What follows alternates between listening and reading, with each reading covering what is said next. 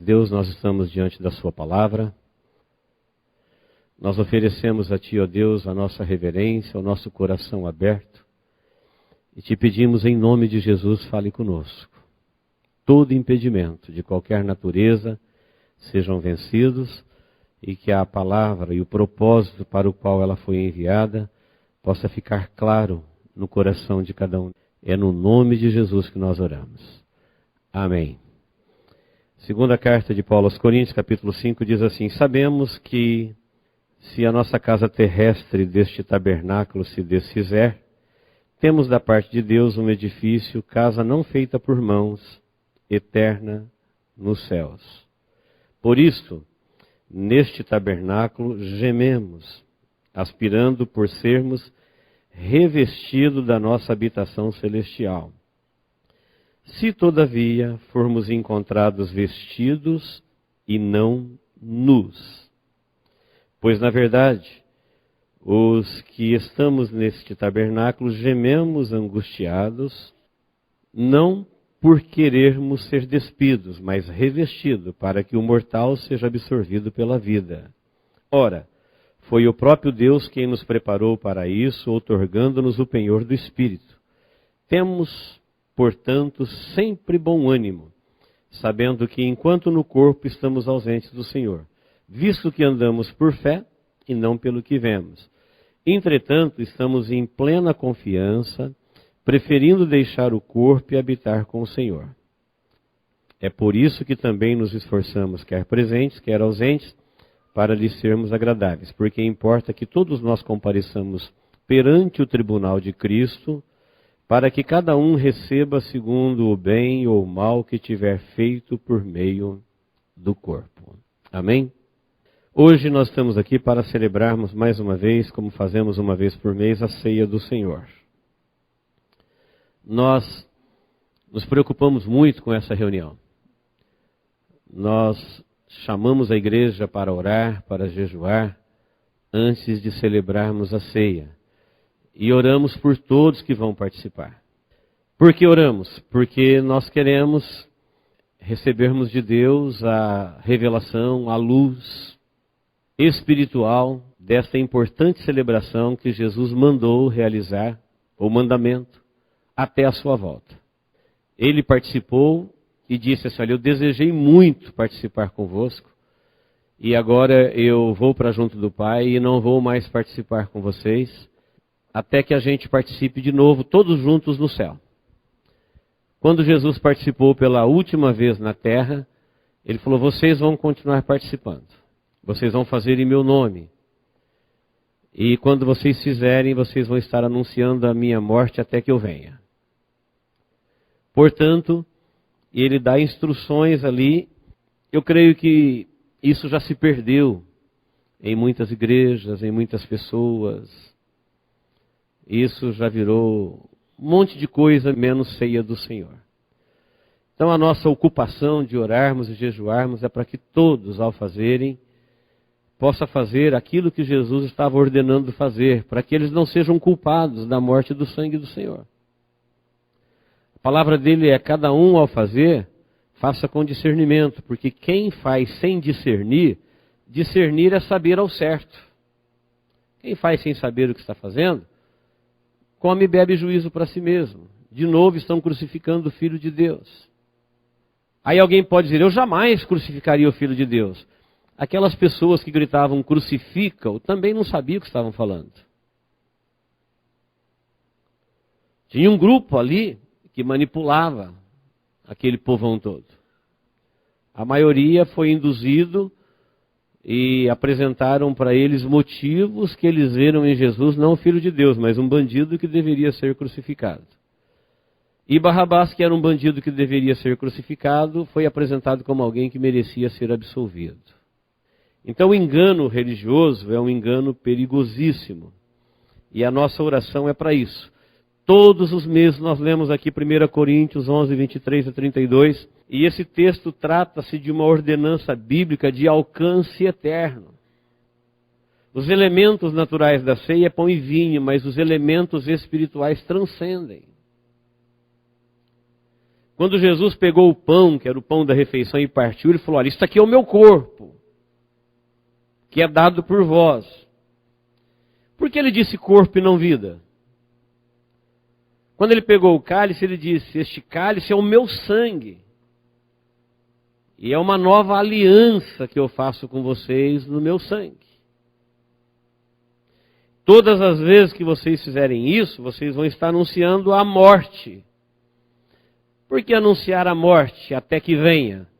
Porque enquanto ele não vier, ninguém vive. Todos que morrem nessa esperança aguardam a volta dele para ressuscitarem. Quando a trombeta tocar, os mortos ressuscitarão primeiro, depois os vivos serão transformados. Então vocês vão anunciar a minha morte, porque ele morreu e ressuscitou, até que eu venha. Quando eu vier, então vocês vão conhecer quem é que viveu e quem é que morreu. Porque os mortos salvos ressuscitarão, os perdidos não. Os vivos salvos serão transformados e os perdidos não. Então até naquele dia vocês vão anunciar, até que ele venha. Em João 4,35, Jesus usou uma expressão para os discípulos dizendo: levantai os vossos olhos e vede. O que é levantar os olhos? Ele estava dizendo: tira o olho um pouquinho da terra, olha para as coisas que existem acima da visão. Para as coisas que são reais e são fora do alcance da vista. Para um tempo além do seu tempo. Para a vida depois da morte. Jesus disse isso porque eles perguntaram para Jesus se ele queria comer. Ele falou assim: olha, uma comida eu tenho que fazer e é a vontade de meu Pai. E essa comida vocês não conhecem. Vocês não estão dizendo que falta 4 meses para a ceifa? Faltava 4 meses para a ceifa. Eu, porém, vos digo, levanta os vossos olhos e vejam, os campos já estão brancos para a ceifa. Isso ele estava falando da conversão dos samaritanos. Então os primeiros convertidos foram considerados os primeiros ceifados da terra para habitarem nos céus.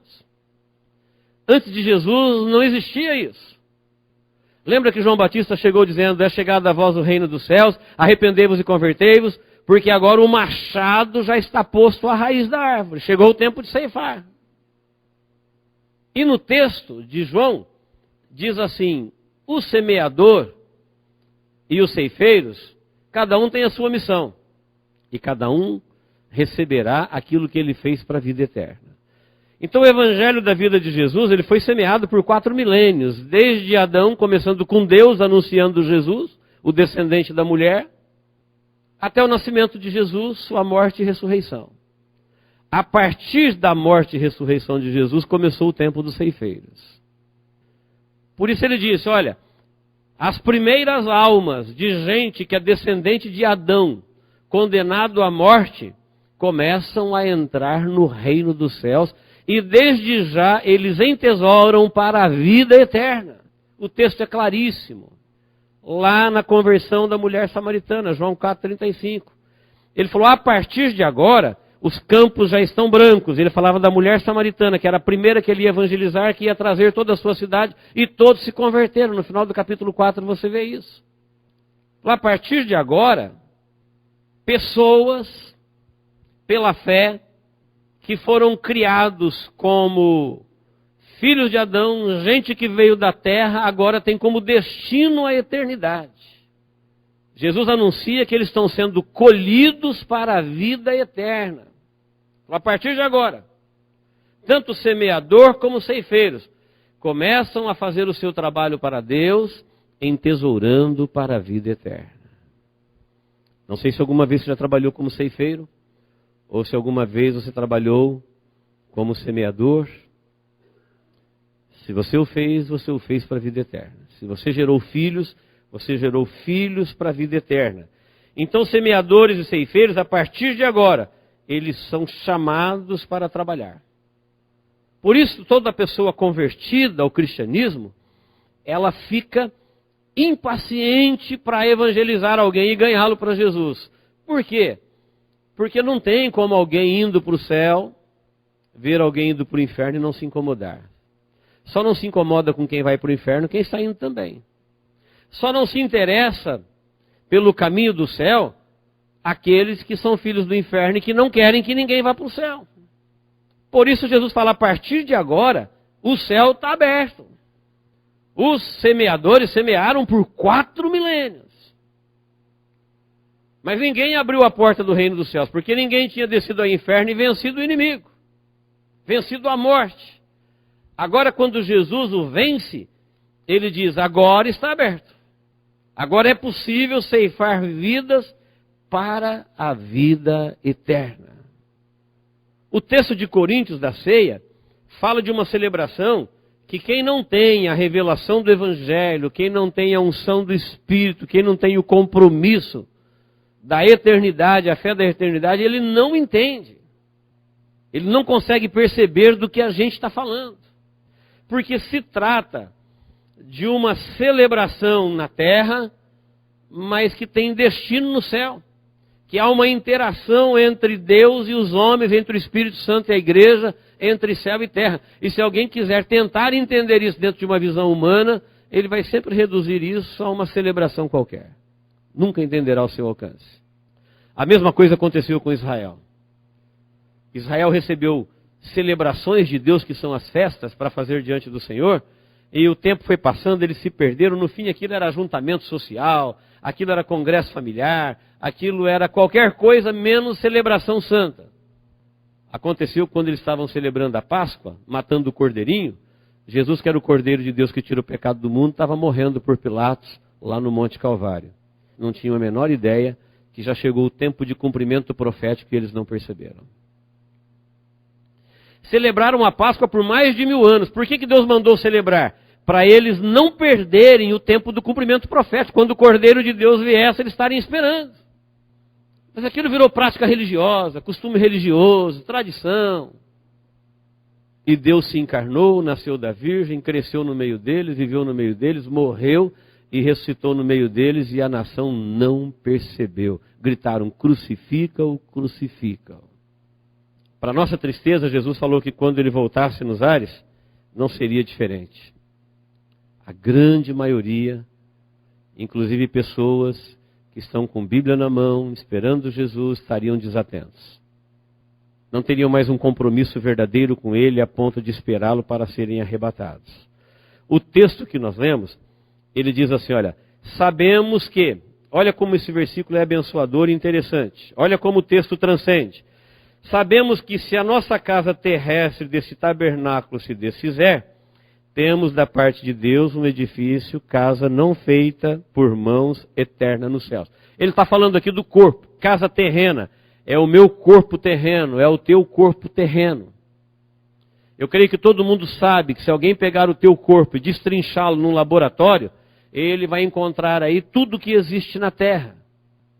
Ferro, alumínio, cobre, fósforo, zinco. Porque a Bíblia fala que Deus nos fez do pó da terra. É possível achar cada uma das suas gramas, do seu quilo, no pó. E Paulo está dizendo, nós sabemos que se o nosso tabernáculo é onde a gente mora. Nós não somos um corpo, nós habitamos num corpo. Nós somos um espírito que veio do fôlego de vida do Senhor da vida. Que nos deu vida, que é a nossa alma, a nossa vida emocional, sentimental, que habita num corpo. Que sem o espírito e a alma, ele é pó. Vira pó. E Paulo está dizendo para os irmãos, ele falou, nós sabemos que quando o nosso corpo terrestre se desfizer, morreu. Acabou, durou enquanto durou.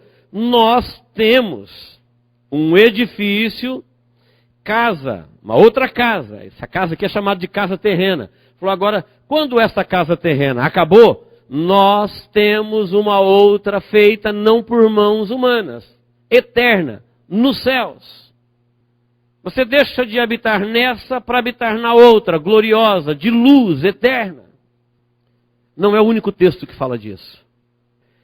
No versículo 2 ele diz, por isso nós gememos, aspirando ser revestido do novo corpo celestial.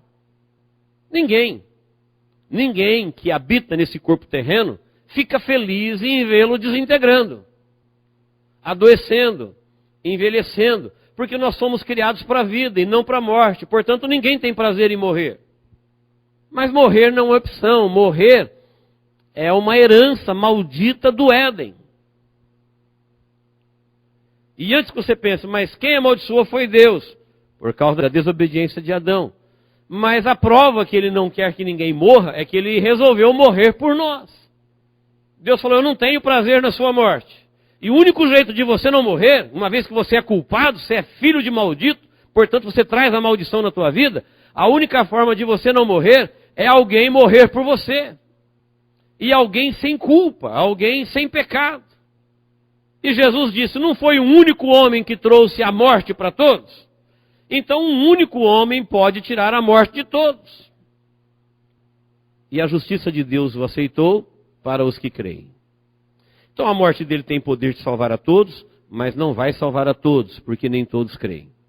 Ele aceitou morrer por todos, mas nem todos aceitaram a morte dele por eles. Por isso eles ficarão na sua condição de mortos. E não tem nada a ver com rejeição de Deus, é rejeição deles a Deus. Não é que Deus rejeitou eles rejeitaram a Deus. Então nós sabemos, por isso nós gememos. Gememos por quê? Porque Deus não nos criou para morrer. Deus odeia a morte. Deus já profetizou a morte da morte. Ela não existirá para sempre. Ela não existia no princípio, ela não existirá no final. Ela teve começo e terá fim. E Paulo diz, é por isso que a gente geme.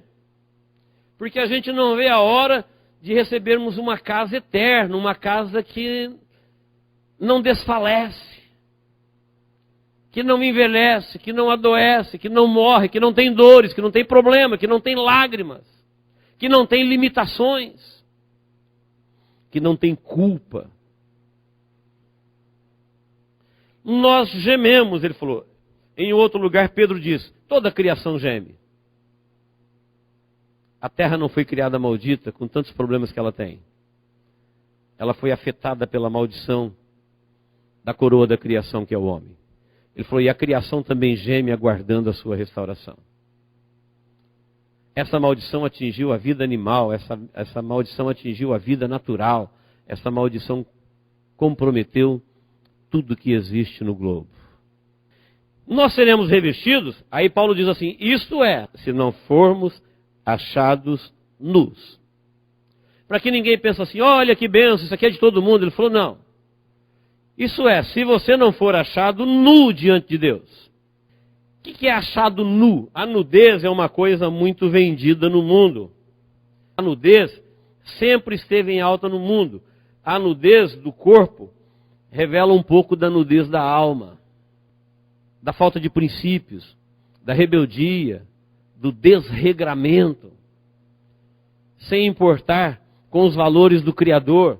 Por isso lá em Apocalipse 3:20 ele diz, eis que estou à porta e bato, se alguém abrir eu entrarei na sua casa, cearei com ele, ele comigo. Falou, porque você pensa que você é rico, mas você é um pobre. Você pensa que você enxerga, você está cego. Você pensa que você está vestido e você está nu. Porque uma coisa são os valores da terra e outra coisa são os valores do céu. Paulo está falando, olha, essa bênção de sair do corpo, tabernáculo terrestre, e habitar num tabernáculo celeste, é uma graça de Deus que Ele conquistou para a humanidade em Cristo Jesus, mas para aqueles que não se acharem nu. Quem que não está nu diante de Deus? Da santidade e da justiça dEle? Qualquer pessoa que está revestida da justiça de Cristo. Então tem pessoas que elas estão preparadas para se encontrar com Deus, vestindo-se de religião, vestindo-se de valores próprios, vestido de moralidade humana, vestido-se de crenças pessoais, vestido-se de coisas mil, que Deus chama isso de trapos de imundícia. Em uma outra parábola, onde ele convidou todo mundo para a ceia do casamento do seu filho, que ele falou, pode chamar gente ruim, gente boa, quem quiser ser salvo, venha. Ele entrou para ver os convidados e viu uma pessoa que não estava trajado de veste nupcial. O costume da época era bem entendido isso. Quando alguém ia para a festa, chegava na festa, ele recebia uma veste para colocar sobre a sua veste. Oferecida pelo dono da festa. E tinha alguém lá que não estava vestindo essa roupa. Ele falou, amigo, como você entrou aqui? E ele ficou mudo. Ele falou, amarrai-o e lançai-o fora, nas trevas exteriores. Ali haverá pranto, choro e ranger de dente para todo sempre. Quem é digno? Ninguém. Só é digno quem o próprio Deus em Cristo dignifica. Vestido da justiça de Cristo, dos méritos dele, do feito dele. E quem não tem os méritos de Cristo, a justiça de Cristo, compromisso com Cristo, quem não entregou a sua vida para ele, para receber a vida dele, não tem nada, ele está nu. Como que alguém vai querer se salvar dizendo, não, eu sou gente boa? Você acha que gente boa anula a maldição que Adão herdou? A maldição de morte? Ah, mas tem muita gente pior do que eu. Isso resolve alguma coisa? Ah, mas eu creio assim, eu creio assado. Isso tem algum valor? Mas eu pensei, isso tem algum valor? Eu achei, isso tem algum valor? Eu já disse, eu sempre digo, isso tem algum valor? Tem gente que carrega isso como os valores eternos. Isso não vale nada. Isso é fumaça. Mas eu aprendi, aprendeu de quem?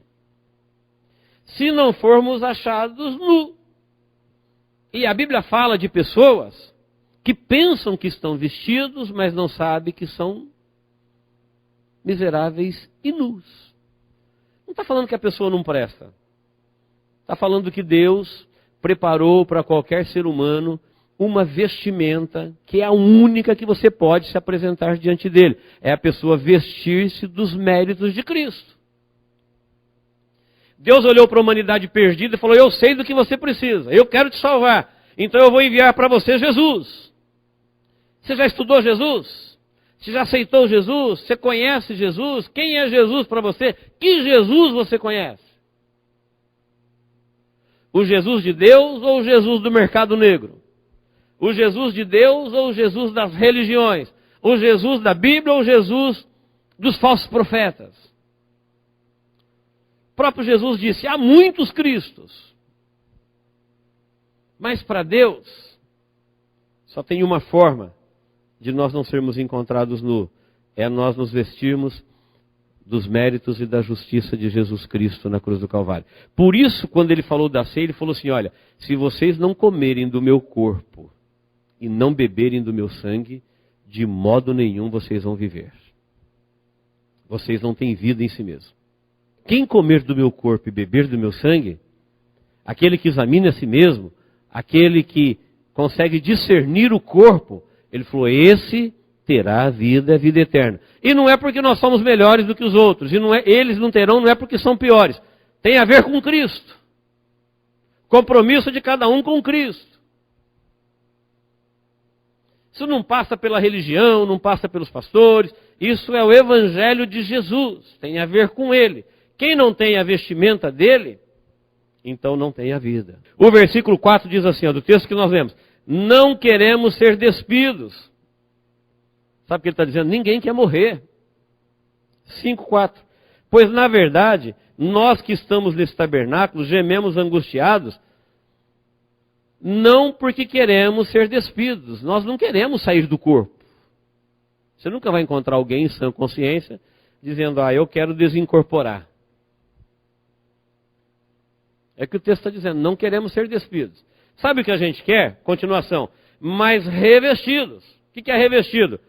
Com um corpo imortal, para que o mortal seja absorvido pela vida. Então, na verdade, o que a gente quer é deixar um corpo de morte e habitar num corpo de vida, que não morre jamais.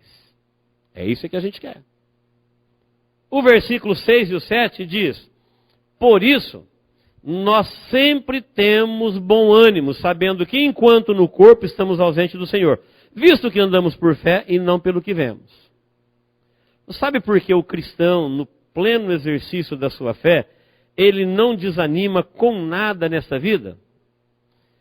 Primeiro porque ele sabe, a vida já está comprometida. E só tem uma forma agora de você ser revestido da vida eterna. É você deixar esse tabernáculo terreno. O que eu não quero é deixar o tabernáculo terreno para perder a vida. Mas se for para deixar o tabernáculo terreno para possuir o celestial, então, aí nós queremos.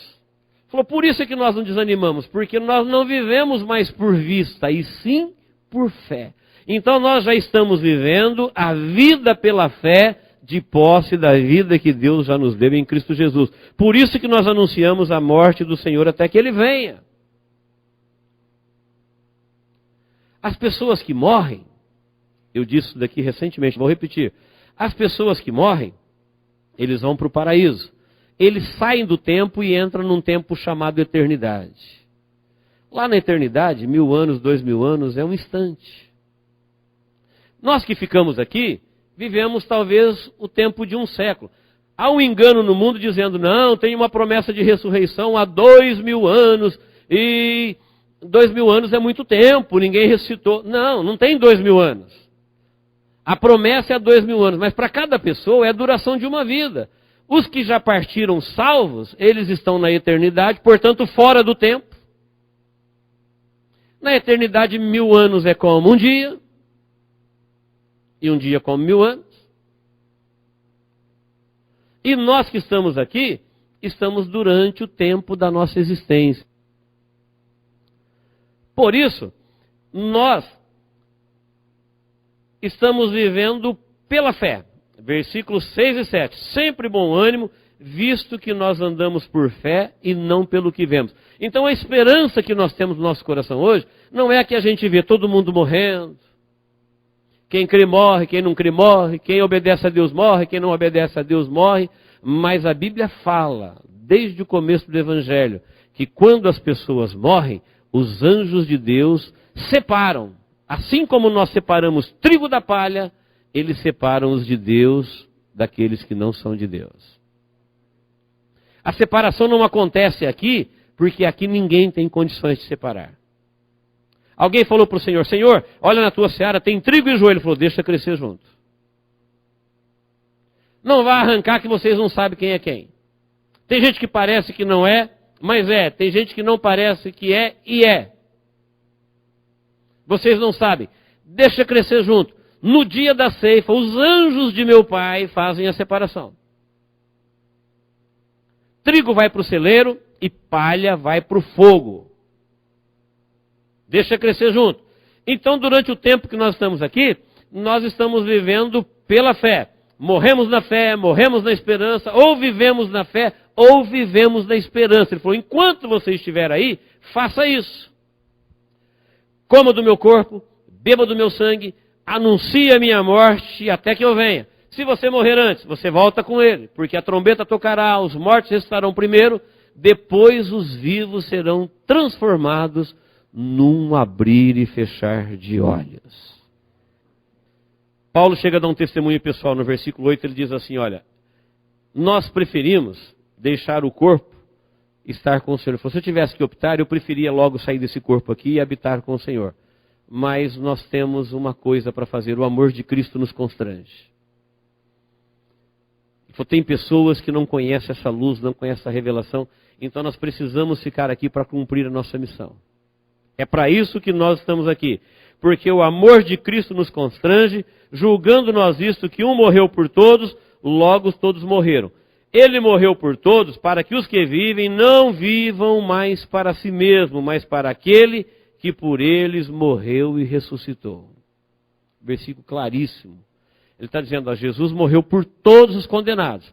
Aquele que ele salvou agora, ele não quer que essas pessoas salvas voltem a viver para eles mesmos, eles devem viver para Deus. Porque se você for viver para você, você vai se comprometer de novo.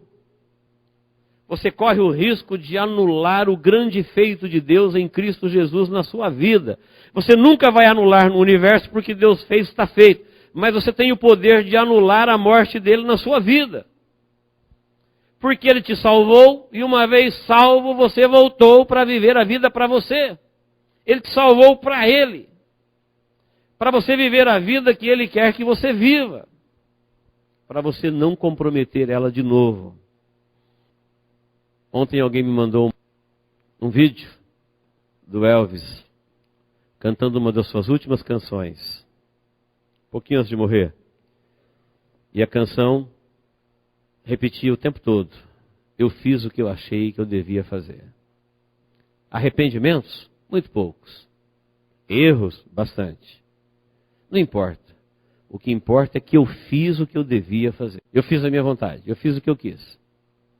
Caminhos, estradas, o que o mundo me ofereceu. Eu fiz o que eu devia fazer. O cristão faz exatamente o contrário. A Bíblia fala: aquele que quer vir após mim, negue-se a si mesmo, toma sua cruz e siga-me. Não faça o que você quer, senão você vai se destruir. Faça o que Deus quer que você faça, porque Ele quer te salvar.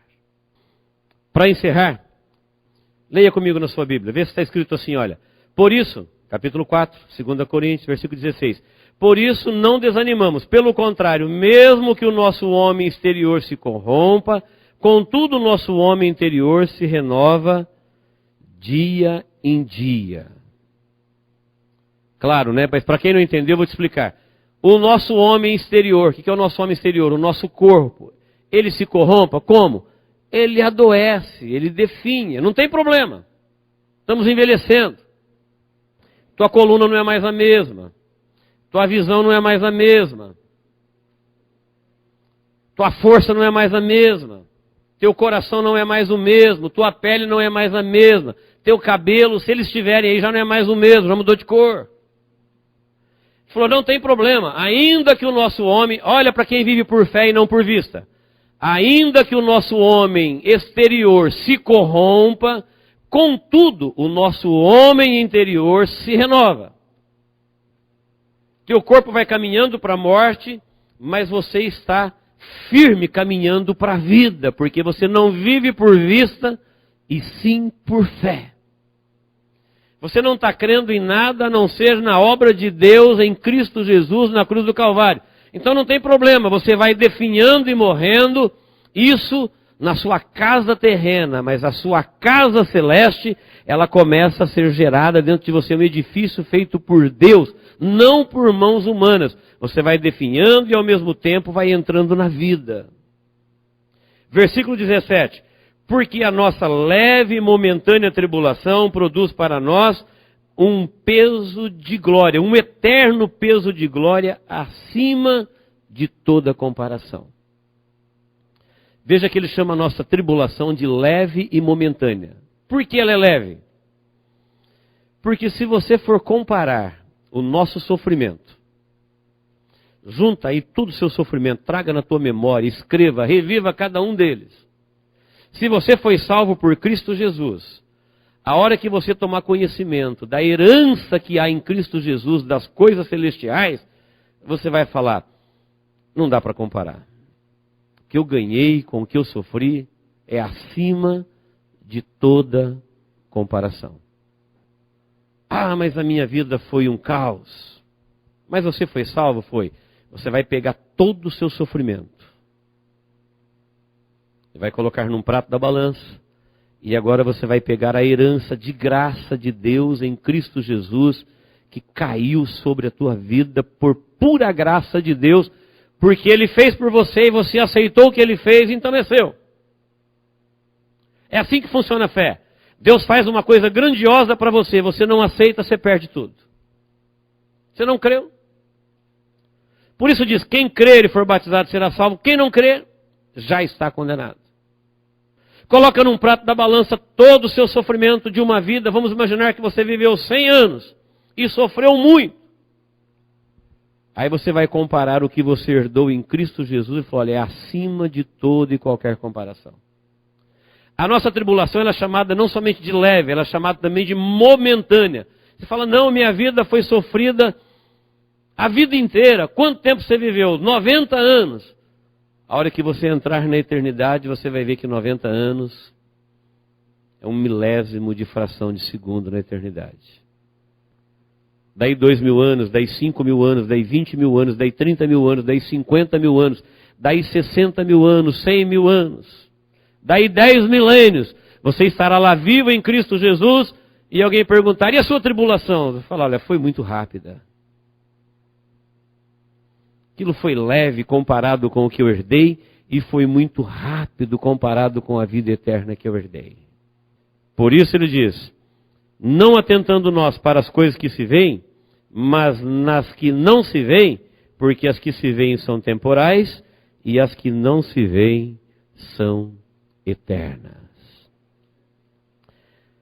Ceia do Senhor Jesus é uma celebração dos filhos de Deus na terra. E os filhos de Deus são filhos de Deus para sempre. Filhos de Deus não estão aqui para ser filhos de Deus por um tempo. Jesus não morreria na cruz do Calvário para gerar gente para viver 100 anos. Para viver 100 anos, Adão vivia mais do que isso sob a maldição da morte. Jesus não morreria na cruz do Calvário para gerar religiosos. Jesus não morreria na cruz do Calvário para gerar bens materiais para alguém viver com eles até a sepultura e dizer, acabou. Foi isso que Deus fez por mim. Deixou a minha vida um pouquinho mais tranquila até o túmulo. E a partir dali ele me abandonou. Não sei onde ele está. Isso é pura enganação. Deus, quando pensou na nossa salvação e enviou seu Filho para morrer na cruz do Calvário, é porque ele tem um plano a meu, a seu, a nosso respeito com ele na eternidade. Por isso a Bíblia fala, nós vivemos por fé e não por vista. Quando vocês se ajuntarem para comer, coma sabendo disso.